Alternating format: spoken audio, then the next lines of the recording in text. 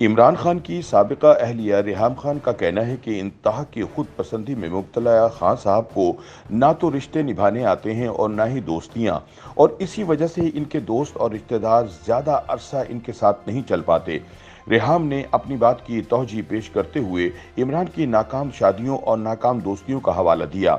سیاسی تجزیہ کاروں کے خیال میں ریحام کی بات میں وزن ہے، کیونکہ عمران خان تحریک عدم اعتماد میں شکست کے دہانے پر بھی اسی وجہ سے پہنچے کہ ان کے قریب ترین دوست ان کا ساتھ چھوڑ گئے، چاہے وہ جہانگیر خان ترین ہوں یا عبدالعلیم خان۔ سیاسی تجزیہ کاروں کا اتفاق ہے کہ عمران کی حکومت جانے میں اپوزیشن کے بجائے ان کے قریبی ساتھیوں کا کردار زیادہ نمایاں رہا۔ عمران کا زوال بھی تبھی شروع ہوا جب ان کے قریبی ساتھی ان کا ساتھ چھوڑنا شروع ہوئے، پھر کچھ قریبی دوستوں کو عمران نے خود چھوڑ دیا۔ یہی وجہ ہے کہ ان کی حکومت 3.5 سال ہی پورے کر پائی۔ عمران کو اقتدار سے ہٹانے کے لیے اپوزیشن جماعتوں کا اتحاد 2 سال قبل ہی بن چکا تھا، تاہم اب اس اتحاد کا ساتھ ایسے لوگ بھی دے رہے ہیں جو ماضی میں عمران کے قریب ترین ساتھیوں میں شمار ہوتے تھے۔ عمران نے اقتدار سنبھالا تو مختلف وجوہات کے باعث ان کے قریبی ساتھی ان سے دور ہوتے گئے۔ ان میں سے کچھ کو جب وزیر اعظم نے حکومت سے علیحدہ کیا تو ان کے خلاف سرگرم ہو گئے، جبکہ کچھ اب بھی عمران خان کے ساتھ موجود ہیں۔ جہانگیر ترین کا شمار عمران خان کے ان قریبی ساتھیوں میں ہوتا ہے جو ان کی ذاتی رہائش گاہ بنی گالہ تک اثر و رسوخ رکھتے تھے۔ لودھرا سے تعلق رکھنے والے جہانگیر ترین 2011 میں تحریک انصاف میں شامل ہوئے اور رفتہ رفتہ عمران خان کے قریبی ساتھیوں میں شمار ہونے لگے۔ 2013 کے عام انتخابات میں تحریک انصاف کی پوری انتخابی مہم کی ذمہ داریاں جہانگیر ترین اور اسد عمر کے سپرد تھیں۔ 2014 میں تحریک انصاف کے 126 دن کے دھرنے میں بھی جہانگیر ترین کا ایک بہت بڑا کردار رہا۔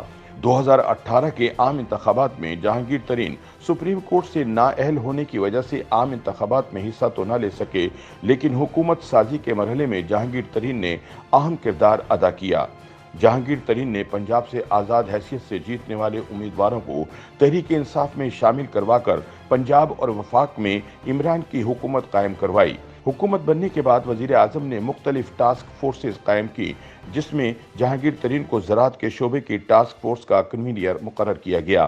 تاہم حکومت بننے کے بعد ملک میں چینی کا بحران پیدا ہوا اور جس کی وزیر اعظم نے FIA سے انکوائری کروائی تو جہانگیر ترین کی شوگر ملز چینی بحران کی ذمہ دار قرار پائیں۔ اس کے بعد عمران خان نے جہانگیر ترین سے پارٹی عہدہ واپس لینے کے بعد حکومت سے ان کو علیحدہ کر دیا اور ان کے خلاف FIA میں کیسز درج ہو گئے۔ بعد میں ترین اور عمران کے درمیان دوریاں بڑھتی گئیں اور ترین نے پارٹی میں اپنا ایک علیحدہ گروپ بھی تشکیل دے دیا۔ جہانگیر ترین کا گروپ پنجاب اور وفاق میں تحریک انصاف کی حکومت کے خلاف اپوزیشن اتحاد کے ساتھ کھڑا ہے۔ اسی طرح اون چودھری عمران کے پرسنل سیکرٹری کے طور پر 2014 کے دھرنوں کے دوران سامنے آئے۔ وہ عمران کے ذاتی سیکرٹری ہونے کے باعث بنی گالہ کے بھی تمام معاملات دیکھتے اور عمران خان کے تمام سیاہ و سفید سے واقف تھے۔ 2018 میں وزارت عظمیٰ کا حلف اٹھانے سے قبل ہی عمران نے اون چودھری کو پنجاب میں بھیجتے ہوئے وزیر اعلیٰ کا معاون خصوصی مقرر کر دیا۔ تاہم جہانگیر ترین کے ساتھ عمران خان کی بڑھتی دوریوں کی وجہ سے اون چودھری بھی عمران خان کے خلاف ہو گئے اور جہانگیر ترین گروپ کا حصہ ہیں۔ اسی طرح عبدالعلیم خان کا تعلق بھی پراپرٹی کے کاروبار سے ہے، تاہم 2002 سے وہ سیاست سے بھی منسلک ہیں۔ 2011 میں عبدالعلیم خان نے تحریک انصاف میں شمولیت اختیار کی اور بعد ازاں PTI پنجاب کے صدر بن گئے۔ 2018 کے عام انتخابات میں علیم خان صوبائی اسمبلی کی نشست پر منتخب ہو کر آئے تو وزیر اعلیٰ پنجاب کے عہدے کے ایک مضبوط امیدوار تھے، تاہم نیب کیسز ہونے کے باعث عبدالعلیم خان کی خواہش پوری نہ ہو سکی۔ پنجاب میں تحریک انصاف کی حکومت قائم ہوئی تو عبدالعلیم خان کو سینئر وزیر کا قلمدان دیا گیا، تاہم ان کے خلاف تفتیش بدستور جاری رہی اور حکومت بننے کے چند ماہ بعد ہی نیب نے انہیں گرفتار کر لیا۔ اس کے بعد عبدالعلیم خان نے اپنی وزارت سے بھی استعفیٰ دے دیا۔ علیم خان کے قریبی حلقوں کا کہنا ہے کہ اس گرفتاری سے پہلے ہی علیم خان اور عمران خان کے درمیان دوریاں پیدا ہو چکی تھیں۔ عمران خان کو علیم خان کے خلاف مبینہ طور پر رپورٹس پیش کی گئی تھیں، جس کی وجہ سے عمران خان نے علیم خان کو کوئی اہم عہدہ نہ دینے کا فیصلہ کیا تھا۔ اس وقت علیم خان پنجاب اسمبلی میں علیحدہ گروپ بنا چکے ہیں۔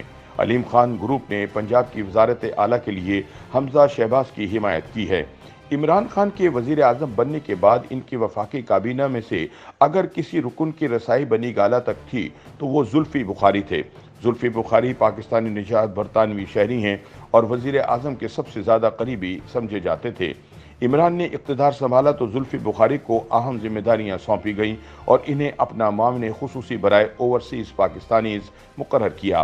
रावलपिंडी रिंग रोड मंसूबे में बेज़ाब्तगियां सामने आईं तो इसमें मुबैना तौर पर जुल्फी बुखारी का नाम भी सामने आया।